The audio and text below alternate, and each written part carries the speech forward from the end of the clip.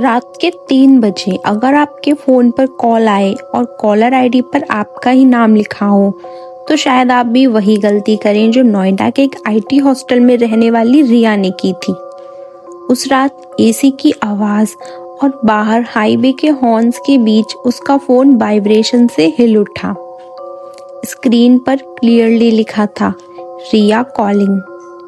पहले उसने आंखें मसली और सोचा कोई ड्रीम होगा, लेकिन जब कॉल रिसीव की तो दूसरी तरफ से जो आवाज़ आई वो बिल्कुल उसकी तरह थी।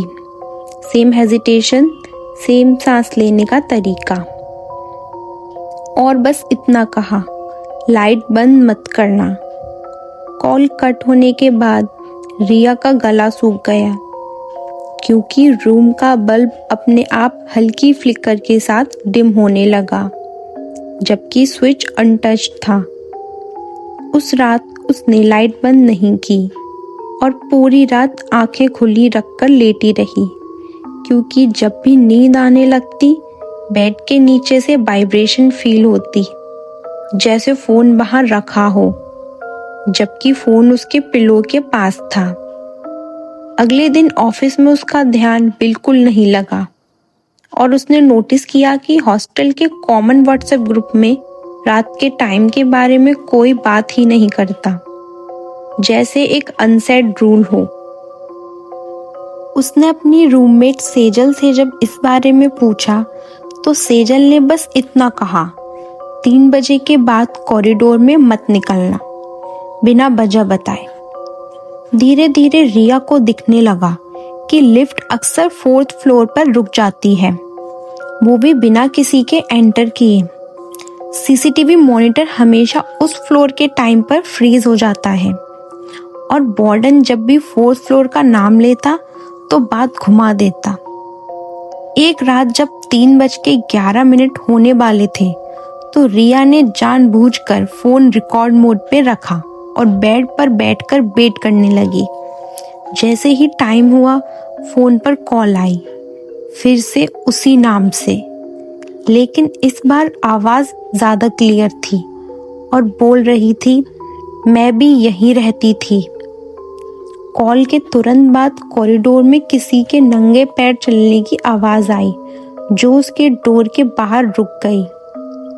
रिया ने पीप होल से देखा, लेकिन बाहर कोई नहीं था।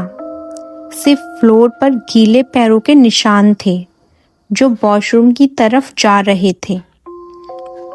अगले दिन रिया ने हॉस्टल के पुराने रजिस्टर चेक किए, जहां एक नाम बार बार स्ट्राइक किया गया था, रिया मल्होत्रा। और जब उसने वार्डन से पूछा तो उसका चेहरा पीला पड़ गया और बस इतना बोला, वो लड़की एडजस्ट नहीं कर पाई थी। सच जानने के लिए रिया ने उस रात स्टेयरकेस से फ्लोर पर गई, जहां हवा बिल्कुल बंद थी और एक पुराने रूम का दरवाज़ा आधा खुला था। अंदर सीलिंग फैन नहीं था, सिर्फ लोहे का हुक लटक रहा था और दीवारों पर नेल से खुरचे हुए सेंटेंसेस थे, जैसे किसी ने धीरे धीरे लिखा हो। कोई सुनता ही नहीं। वॉशरूम के मिरर पर भाप से एक चेहरा उभरकर तुरंत गायब हो गया और उसी वक्त फ़ोन वाइब्रेट हुआ, जिसमें 27 मिस्ड कॉल थी, सब उसी नंबर से जो उसके नाम से सेव था। अचानक उसके पीछे किसी ने फुसकारा और कहा, तुम मेरी जगह ले रही हो। रिया भागते हुए नीचे आई और सेजल को सब बताया, लेकिन सेजल ने बिल्कुल शांत आवाज में कहा, पहले मैं भी तुम्हारी जगह थी। तब रिया को पता चला कि 1 साल पहले इसी हॉस्टल में एक आईटी इंटर्न रिया मल्होत्रा ने इसी रूम में सुसाइड किया था, क्योंकि वो क्लेम करती थी कि कोई हर रात उसे कॉल करता है और कहता है वो रिप्लेस हो रही है। रिया ने तुरंत हॉस्टल छोड़ दिया, शहर बदल लिया, फ़ोन नंबर चेंज किया, लेकिन कहानी यहीं ख़त्म नहीं होती। हॉस्टल छोड़ने के बाद रिया ने सोचा था सब खत्म हो गया है। इसीलिए उसने गुड़गांव में एक नया फ्लैट लिया, नया फ़ोन, नया नंबर, नई जॉब और अपनी पुरानी लाइफ से जुड़ी हर चीज़ तोड़ दी। शुरू के कुछ हफ्तों तक सब कुछ नॉर्मल रहा। पहली बार उसे लगा कि शायद वो सिर्फ स्ट्रेस और इमेजिनेशन था, लेकिन एक रात जब वो लेट ऑफिस से आई और थकान के मारे बिना फ़ोन चार्ज पर लगाए सो गई, तब रात के बिल्कुल 3:11 पे उसके रूम का वाईफाई राउटर अपने आप ब्लिंक करने लगा और स्विच बोर्ड के पास रखा डेड फोन अचानक वाइब्रेट हुआ, जैसे बैटरी ही ना हो। स्क्रीन पर कोई कॉल नहीं था, सिर्फ एक नोटिफिकेशन थी जिसमें लिखा था, तुम बहुत दूर आ गई हो। अगले दिन से रिया ने नोटिस किया कि उसके फ्लैट के बाहर कॉरिडोर में रात को कोई खड़ा रहता है, क्योंकि जब भी वो पीप होल से देखती तो लाइट फ्लिकर होती और सामने खड़े होने का एहसास होता, लेकिन कोई दिखता नहीं था। लिफ्ट में अकेले जाते वक्त मिरर उसका रिफ्लेक्शन एक सेकंड लेट शो करता और कभी कभी उस रिफ्लेक्शन के हाथ उसके हाथ के साथ मूव नहीं करते। धीरे धीरे रिया के फ़ोन में अननोन रिकॉर्डिंग्स आने लगी, जिसमें सिर्फ उसके फ्लैट के अंदर की आवाज़ें होती, उसके चलने की, पानी पीने की और सोने के वक्त की, जबकि वो अकेली रहती थी। एक रात उसने हिम्मत करके एक रिकॉर्डिंग पूरी सुनी और एंड में एक फेमिलियर आवाज़ बोली, जब जगह मिल जाती है तो पुरानी को जाना पड़ता है। तब रिया को याद आया कि हॉस्टल वाली रिया मल्होत्रा की डेथ के बाद उसकी रूममेट अचानक शिफ्ट हो गई थी और कोई नहीं जानता था वो कहाँ गई।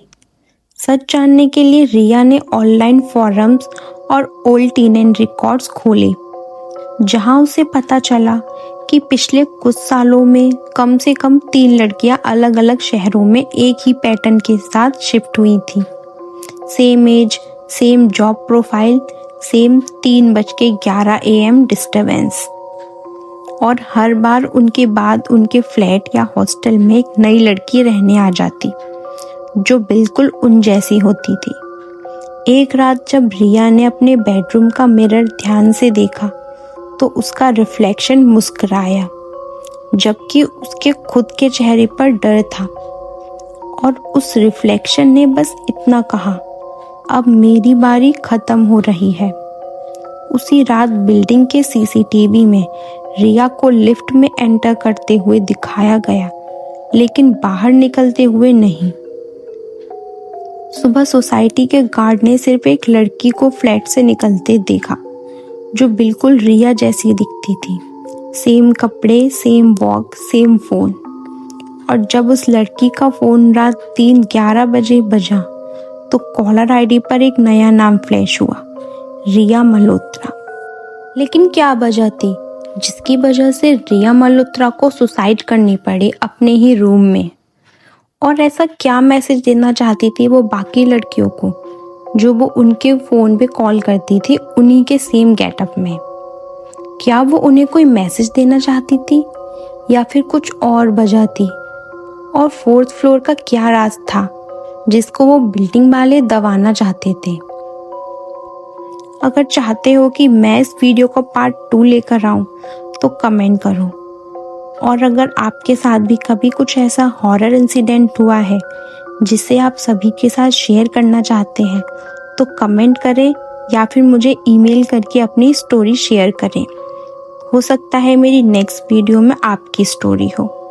और ऐसे ही हॉरर और मिस्टीरियस वीडियोस देखने के लिए चैनल को सब्सक्राइब करें और बेल आइकन दबाएं। मिलते हैं नेक्स्ट वीडियो में।